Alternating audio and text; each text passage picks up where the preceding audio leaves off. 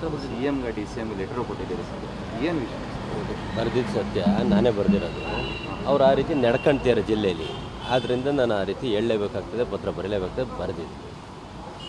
ಅವರು BJP ಜೊತೆ ಹೊಂದಾಣಿಕೆ ರಾಜಕೀಯ ಮಾಡ್ತಾರೆ, ನಾವು ಇನ್ನು ಬಿಸಿ ರಕ್ತ, ನಮಗೆ ಹೊಂದಾಣಿಕೆ ಎಲ್ಲ ಬರೋದಿಲ್ಲ. ನಮ್ದೇನಾದ್ರು ನೇರ ದಿಟ್ಟಂದಿರಂತಾರ ಏನು ನಡೆಯುತ್ತೆ ಅದನ್ನ ಹೇಳ್ಬಿಡ್ತೀವಿ, ಅವ್ರಿಗೆ ಮನವರಿಕೆ ಮಾಡಿ ಹೇಳಿದ್ದೀವಿ. ಉದಾಹರಣೆಗೆ ತಗೊಳ್ಳಿ, ನಮ್ಮ ಚನ್ನಗಿರಿಲೇ ನಾವು DCC ಬ್ಯಾಂಕ್ ಒಂದು ಕ್ಯಾಂಡಿಡೇಟ್ ಹಾಕಿದ್ವಿ.